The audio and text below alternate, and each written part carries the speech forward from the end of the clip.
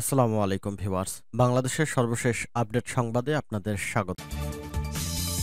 জানিয়ে দিব হাতে থাকা সর্বশেষ আপডেট বাংলা সংবাদ। প্রথমেই সংবাদ শিরোনাম। আমরাও চাই শেখ হাসিনা ঢুকে পড়ুক বলেছেন শামসুজ্জামান দুদু। এরপর জানিয়ে দিব এটা বিপ্লবী সরকার, তাই শুধু নির্বাচন দেওয়াই এই সরকারের কাজ নয় বলেছেন নাহিদ ইসলাম। এদিকে আদালত চত্বরে হাত নাড়িয়ে ইনু বললেন সবাই হাসেন আর আনন্দ করেন। এরপর জানিয়ে দিব অভ্যুত্থানে আহত ও শহীদ পরিবারকে নিয়ে যা বললেন তারেক রহমান। আরো জানিয়ে দিব তাদের একদিন মাসুল দিতে হবে বলেছেন সালাউদ্দিন টুকু। সর্বশেষ জানিয়ে দিব ট্রাইব্যুনালে আওয়ামী লীগ নেতাদের বিচার দেখতে এসে যা বললেন সাইদি পুত্র। এতক্ষণ শুনছিলেন সংবাদ শিরোনাম, এবারে বিস্তারিত। তবে অনুরোধ থাকবে ভিডিওটিতে একটি লাইক করবেন এবং কমেন্ট করে জানিয়ে দিবেন কোন জেলা থেকে আপনি আমাদের এই ভিডিওটি দেখছেন। আমরাও চাই শেখ হাসিনা ঢুকে পড়ুক বলেছেন শামসুজ্জামান দুদু। বিএনপির ভাইস চেয়ারম্যান শামসুজ্জামান দুদু শেখ হাসিনা সম্পর্কে মন্তব্য করে বলেছেন, এখন কেউ কেউ বলছেন হঠাৎ করে তিনি ঢুকে পড়বেন। আমরাও তো চাই আসেন ঢুকে পড়েন। বিএনপির নেতাকর্মীরা জবাব দেওয়ার জন্য প্রস্তুত আছেন। বিএনপির কেন্দ্রীয় নেতা সাবেক উপমন্ত্রী আব্দুস সালাম পিন্টুকে আপনি জেলে রেখেছেন, তার কৈফিয়ত আপনাকে দিতে হবে। রোববার 17 নভেম্বর দুপুরে টাঙ্গাইলের সন্তোষে মাওলানা আব্দুল হামিদ খান ভাসানীর ৪৮তম মৃত্যুবার্ষিকী উপলক্ষে জেলা বিএনপি আয়োজিত স্মরণ সভায় প্রধান অতিথির বক্তব্যে তিনি এসব কথা বলেন। শামসুজ্জামান দুদু বলেন, মাওলানা ভাসানী ছিলেন বেগম খালেদা জিয়ার কাছে শ্রদ্ধার এবং সম্মানের। তাকে চিনেছিলেন শহীদ জিয়াউর রহমান। তাকে চিনেছিলেন বলেই শহীদ জিয়াউর রহমান তার আদর্শ গ্রহণ করেছেন।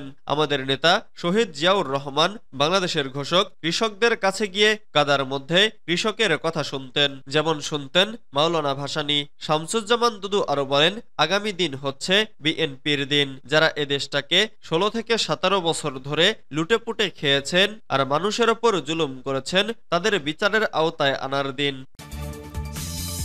এটা বিপ্লবী সরকার, তাই শুধু নির্বাচন দেওয়াই এই সরকারের কাজ নয় বলেছেন নাহিদ ইসলাম। ডাক, টেলিযোগাযোগ ও তথ্য প্রযুক্তি উপদেষ্টা মোহাম্মদ নাহিদ ইসলাম বলেছেন, বর্তমান অন্তর্বর্তী সরকার কেয়ারটেকার সরকার নয়, এটা বিপ্লবী সরকার, তাই শুধু নির্বাচন দেওয়াই এই সরকারের কাজ নয়। ইতোমধ্যে প্রাতিষ্ঠানিক সংস্কারের জন্য বিভিন্ন কমিশন গঠন করা হয়েছে। প্রাতিষ্ঠানিক সংস্কার শেষে নির্বাচন দেয়া হবে।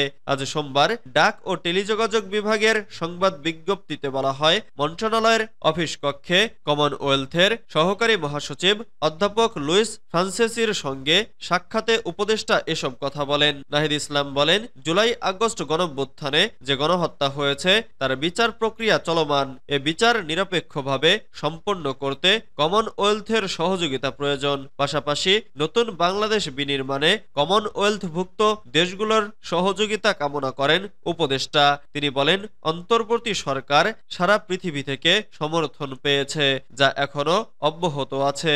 দেশের স্বার্থ রক্ষা হয় এমন যে কোনো কাজ করতে অন্তর্বর্তী সরকার প্রস্তুত বলে মন্তব্য করেন উপদেষ্টা নাহিদ।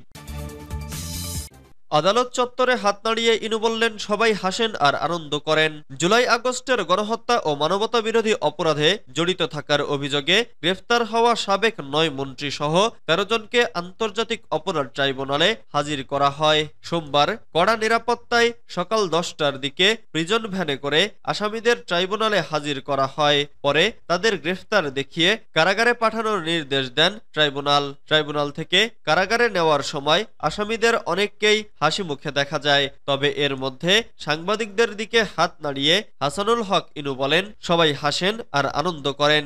এর বাইরে আর কোনো কথা বলতে দেখা যায়নি ইনুকে। এদিকে হাত জোড় করে দোয়া চাইতে দেখা গেছে সাবেক ডাক, টেলিযোগাযোগ ও তথ্য প্রযুক্তি প্রতিমন্ত্রী জুনায়েদ আহমেদ পলককে। এ সময় সাংবাদিকদের উদ্দেশ্য করে হাত দিয়ে মোনাজাত ইঙ্গিত করে দোয়া চেয়েছেন সাবেক এই প্রতিমন্ত্রী। এর আগে গত 27 অক্টোবর আন্তর্জাতিক অপরাধ ট্রাইব্যুনাল জুলাই আগস্ট গণহত্যার মামলায় কারাবন্দী সাবেক 2 উপদেষ্টা, সাবেক 10 মন্ত্রী, 1 সেনা কর্মকর্তা ও সাবেক 1 সচিব, 1 বিচারপতি সহ 20 জনকে হাজির করতে নির্দেশ দেন। এর মধ্যে 14 জনকে 18 নভেম্বর হাজির করতে বলা হয়। অভ্যুত্থানে আহত ও শহীদ পরিবারকে নিয়ে যা বললেন তারেক রহমান। জুলাই আগস্ট অভ্যুত্থানে আহত ও শহীদ পরিবারের প্রতি সাহায্যের হাত বাড়িয়ে দেওয়ার কথা জানিয়েছেন বিএনপির ভারপ্রাপ্ত চেয়ারম্যান তারেক রহমান। সোমবার 18 নভেম্বর জাতীয় প্রেসক্লাবে আমরা বিএনপি পরিবার সংগঠনের পক্ষ থেকে হুইলচেয়ার বিতরণ কর্মসূচিতে ভার্চুয়ালি যোগ দিয়ে তিনি এসব কথা জানান। তারেক রহমান বলেন, আমরা মনে করি আমাদের সাহায্য করার চেষ্টা থেমে গেলে চলবে না। সায়েন্স বর্তমানে অনেক এগিয়ে গেছে। যারা পা হারিয়েছেন তাদের ভবিষ্যতে এমন চিকিৎসার ব্যবস্থা করা হবে যাতে তারা হাঁটতে পারেন। ব্যক্তি হিসেবে সমাজের প্রতিটি মানুষকে আহ্বান করব সবাইকে এগিয়ে আসার জন্য। তাদের একদিন মাসুল দিতে হবে বলেছেন সালাউদ্দিন টুকু। অন্তর্বর্তী সরকারের একজন উপদেষ্টাও আব্দুল হামিদ খান ভাসানীর কবরে শ্রদ্ধা নিবেদন করতে আসতে পারেনি। এজন্য তাদের কিন্তু একদিন মাসুল দিতে হবে বলে মন্তব্য করেছেন কেন্দ্রীয় বিএনপির প্রচার সম্পাদক সুলতান সালাউদ্দিন টুকু। রোববার 17 নভেম্বর দুপুরে টাঙ্গাইলের সন্তোষে মাওলানা আব্দুল হামিদ খান ভাসানীর মৃত্যুবার্ষিকী উপলক্ষে জেলা বিএনপির আয়োজিত স্মরণ সভায় তিনি এ মন্তব্য করেন। তিনি বলেন, ভাসানীর মৃত্যুবার্ষিকীতে অন্তর্বর্তী সরকারের উপদেষ্টা পরিষদের কেউ আসতে পারেনি। এটা বড় দুঃখের বিষয়। তাদের আসা উচিত ছিল। ছাত্র জনতার বিপ্লবের মাধ্যমে শেখ হাসিনাকে পালিয়ে যেতে বাধ্য হয়েছে। পরে ক্ষমতায় বসেছে অন্তর্বর্তী সরকার। তিনি আরো বলেন, গরিজনের কদর একমাত্র শহীদ রাষ্ট্রপতি জিয়াউর রহমান, দেশনেত্রী বেগম খালেদা জিয়া ও বিএনপির ভারপ্রাপ্ত চেয়ারম্যান দেশনায়ক তারেক রহমানই দিতে জানেন। একমাত্র ফ্যাসিবাদী আওয়ামী লীগ এই গরিজনকে কদর করেনি। কারণ আওয়ামী লীগের মধ্যে ভদ্রলোকের সন্তান খুবই কম, নেই বললেই চলে। টুকু বলেন, আজ বাংলাদেশের মানুষ ঐক্যবদ্ধ। বাংলাদেশের মানুষ গণতান্ত্রিক বাংলাদেশ চায়। বাংলাদেশের মানুষ তাদের পছন্দের মানুষকে ভোট দিয়ে ক্ষমতায় দেখতে চায়। জেলা বিএনপির সভাপতি হাসানুজ্জামিল শাহিনের সভাপতিত্বে স্মরণ সভায় অন্যদের মধ্যে আরো বক্তব্য রাখেন বিএনপি চেয়ারপারসনের উপদেষ্টা আতর রহমান ঢালী, চেয়ারপারসনের বিশেষ সহকারী শামসুর রহমান শিমুল বিশ্বাস, কেন্দ্রীয় নেতা আবুল কালাম আজাদ, ওবায়দুল হক নাসির, জেলা বিএনপির সাধারণ সম্পাদক ফরহাদ ইকবাল সহ আরো অনেকেই। এর আগে মাওলানা আব্দুল হামিদ খান ভাসানীর মাজারে সংগঠনের পক্ষ থেকে পুষ্পস্তবক অর্পণ ও মোনাজাত করেন নেতাকর্মীরা। ট্রাইব্যুনালে আওয়ামী লীগ নেতাদের বিচার দেখতে এসে যা বললেন সাঈদী পুত্র। জুলাই আগস্টের গণহত্যা ও মানবতাবিরোধী অপরাধে জড়িত থাকার অভিযোগে গ্রেফতার হওয়া সাবেক 6 মন্ত্রী সহ 13 জনকে আন্তর্জাতিক অপরাধ ট্রাইব্যুনালে হাজির করা হয়েছে। সেখানে তাদের দেখতে যান মাসুদ বিন সাঈদী। সোমবার সকালে তিনি আদালতে যান। খেলাটা এখন হবে সাংবাদিকদের এ প্রশ্নের উত্তরে মাসুদ বিন সাঈদী বলেন, একথা বলেছি মূলত ন্যায় বিচার প্রতিষ্ঠা প্রসঙ্গে। কারণ আওয়ামী লীগ এ ট্রাইব্যুনাল দিয়ে বাংলাদেশকে বিভাজন করেছে।